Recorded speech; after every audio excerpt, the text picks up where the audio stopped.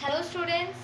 In the last vlog we have discussed about the composition of cell, and we have seen the first composition, that is the plasma membrane. The second composition, that is the nucleus, which we are going to discuss here, which plays a very important role in our life, and it is also very much responsible in the generation gap also, because in the nucleus there is a material which is known as the genetic material that is present, which carries characteristics from one generation to another generation. That is why we suppose we are the second generation and the first generation is the parent, so we are not exact copy of our parents, or we are not the xerox of our parent, because some characteristic we have from our mother and some from the father. Means we are the combination of our mother as well as father. Suppose face cut is just like mother, then it is not like that ki our eyes would be just similar like our mother only. It can be just like our father. It happens, right? It happens with everyone. So we are not exact copy of our parents, but we are the combination of our parents, that is mother and father, right? So in this way we can say that the characteristics are being carried on from one generation to another with the help of the genetic material which is present inside the nucleus. Okay students, so let us see about the nucleus.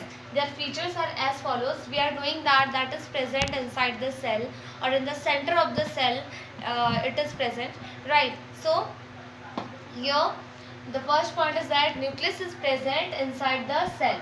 Okay. Second point is that nucleus have a double layer covering. So if we are drawing a structure, so this is a cell, student.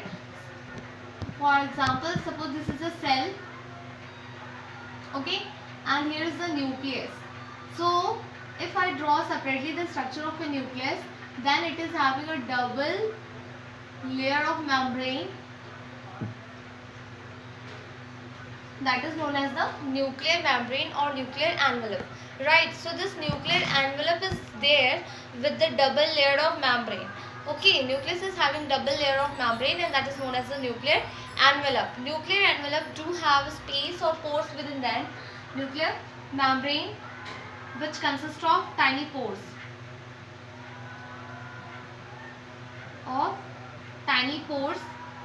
for the exchange of material. Okay. Now nucleus consists of nucleus. If we see separately the structure of a nucleus, I have drawn here rough structure. So inside that nucleus is present, and within this nucleus only the genetic material is present in the form of chromosome or DNA, we could say. Okay. So next point is that nucleus consists of nucleus from inside. From inside the nucleus we can see a structure round, similar, just like inside the cell we could see nucleus. So inside the nucleus also spherical body is present, and that is known as a nucleolus. Okay. Next is here it comprises, as per I have told you, that nucleus comprises of genetic material, and that genetic material is known as the chromosome. So inside the nucleus we could see a spherical body, that is the nucleolus, and there only the genetic material or the thread like substance we could see from the microscope. Okay, and that is known as the chromosome. Okay, chromosome. This chromosome varies in the organism. In human body, do remember, it is found in the 23 pairs. 23 pairs of chromosome are present in the human being. Okay, whereas this number can vary in the other organisms also, just like in the grasshopper 4 pairs of chromosomes are present. So it varies according to the animals. Okay, according to the higher organisms and lower organisms, or on the basis of plants, birds, animals, it is varying. Okay, so the number of chromosomes is varying there, but do remember that human being is having 23 pairs of chromosome, but if we count then individually, then it is 46 in number. Okay, so it comprises of chromosomes, that is 23 pairs in human being. This chromosome, as per I have told, this is a genetic material. Chromosome act as a genetic material. So this genetic material is found in the form of DNA. Student, chromosome and DNA, they both are not separate, they both are the same thing. Okay, chromosome and DNA, they both are the same thing. I'll explain you after this points how it is same. Okay, then the point is that these chromosomes are present, which act as a genetic material, and which carries information also from one generation to the next generation, right? From one generation to next generation. Just like if our parent is the one generation, then we children are its next generation. So the information is carried from one generation to next in the form of DNA, that is the genetic material. So how this information is carried on in the DNA, student? If you see the structure of a DNA, then you would have seen like this structure of the DNA, right? You would have seen. So it is having a small fragments. It has been divided into a small fragments, and each fragment is known as the gene. Okay. So the point is here, the part of fragment of DNA is known as the gene. Alright, so this gene is responsible for carrying characteristics. We cannot count the number of genes present in the DNA. The length of the DNA is approx 2.2 meter in length, and within this 2.2 meter in length there is thousands of genes which is present. Thousands of fragments of DNA is present, or the gene is present, and this gene is responsible for carrying characteristics. One gene, one characteristics. Student, we cannot count the characteristics in ourselves. More than thousands of characteristics we do consist within ourselves. Okay, so we cannot say that the DNA is having how many number of gene, but we can say in this way that it is having thousands and thousands of gene which carries characteristics. Each gene will carry one characteristics.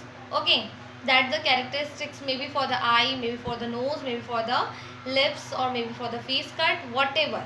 Okay, the appearance also, the physical appearance and the behavior which we are showing, that all depends on this gene. Alright, which is a part of DNA, and DNA is itself the chromosomes, and they function as a genetic material.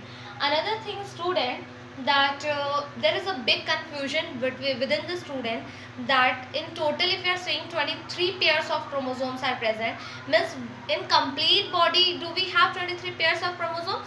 This type of confusion is between the students, but it's not like that. Actually, in every cell we cannot count the number of cells within us, right? We cannot count the number of cells within us. So each cell do comprises of 23 pairs of chromosomes. Each of the cell which is present in our body will comprise of 23 pairs of chromosomes. Means this many 23 pairs of chromosome, or 46 number of chromosomes is found in each of the cell in our body. So I think this confusion will be clear to you people, that in all over in our body 23 pair is not present, but each cell do comprises of the 23 pairs of chromosomes, right? Okay, because we are discussing the unique, so we are discussing about the single cell and with the unique number, that is the 23 pairs of chromosome. Okay student, I think this is clear. Little bit more I'll explain about the DNA.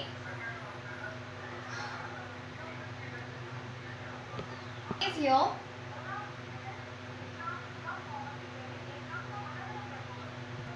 As per the DNA is there, and I have told you that it has been divided into fragments, and each fragment is known as a gene, and which carries the characteristic.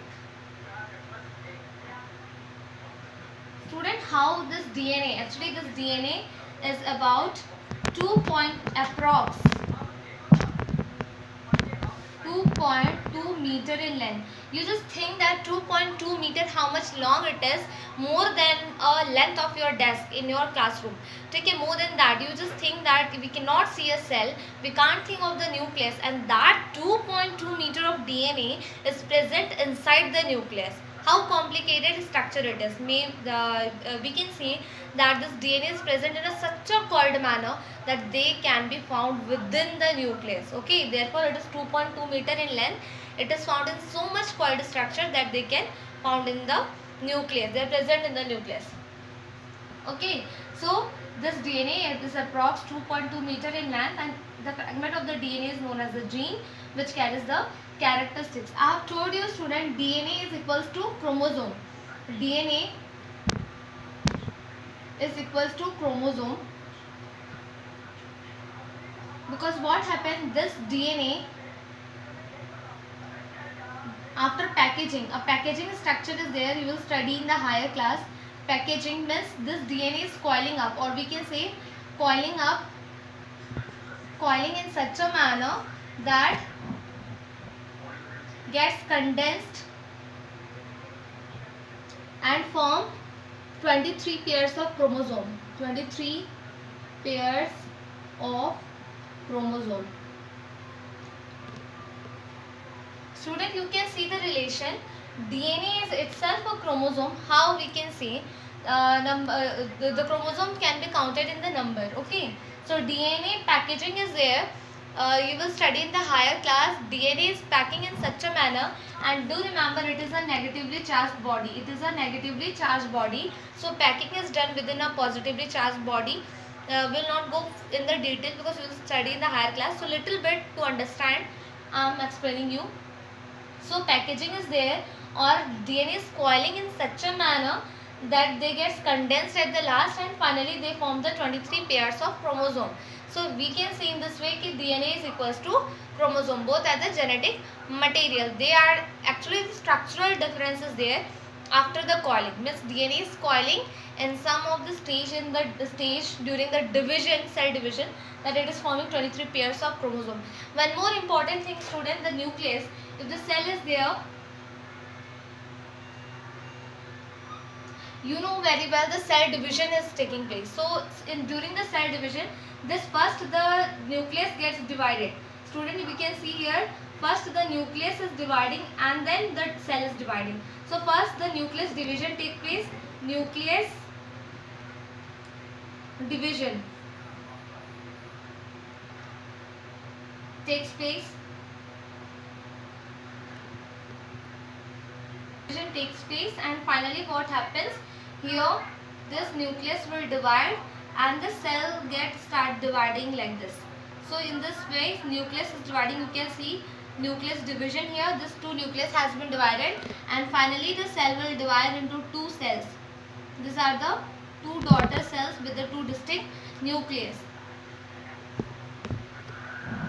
These are the daughter cells. So we can see that how important is this nucleus. So the cell division, we are knowing that the cell divides. Okay, the cell division takes place. So a single cell divides into two cells with the initiative of the nucleus division. So until unless the nucleus is dividing, we cannot see that cell is going to divide. So nucleus also plays a vital role in the division. So nucleus is dividing, and then after the cell division is taking place. So in this way we can say nucleus plays a vital role in our life.